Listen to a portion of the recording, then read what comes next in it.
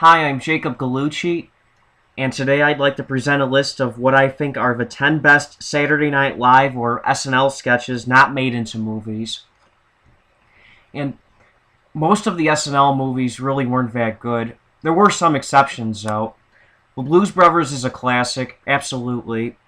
The Wayne's World movies are both very good, too, and there's a couple that are underrated. I think the Coneheads is underrated, and I think Stuart Saves His Family is underrated, too. Most of the rest of them are pretty bad, though. But anyway, here's the 10 best SNL sketches not made into movies. Number 10 is the Strunk Brothers.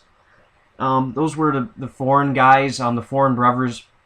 They were played by Dan Aykroyd and Steve Martin, and they were always saying, "We are two wild and crazy guys."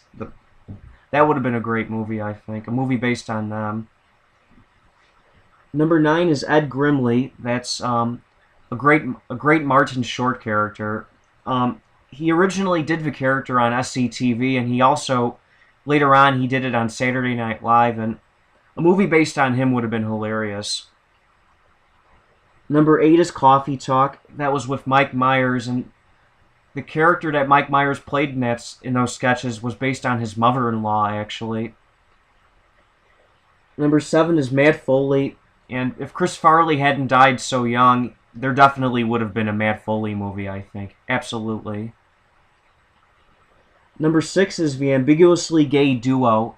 I think a movie based on those two guys would have been hysterical, my God.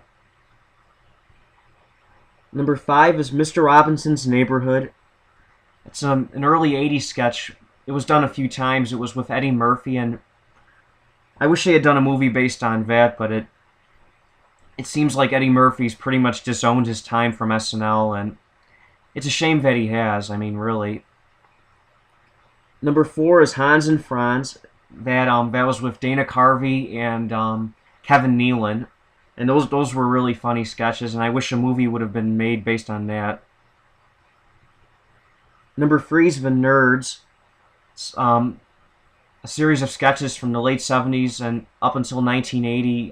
You had Bill Murray, Gilda Radner, and Jane Curtin. And Gilda Radner's death, I would say, prevented that from being made into a film.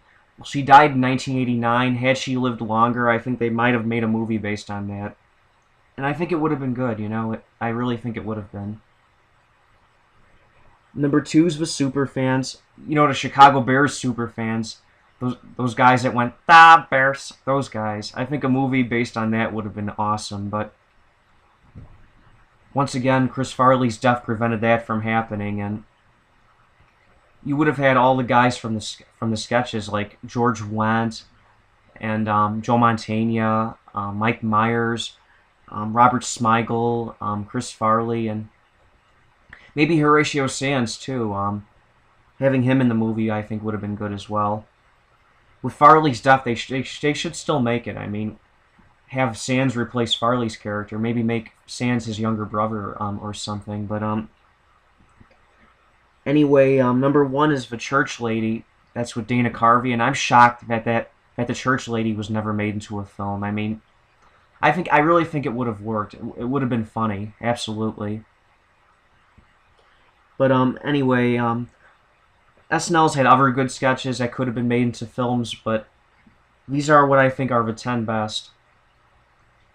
And anyway, I'll be back on Monday with one new video, and until then, take care and have a good weekend.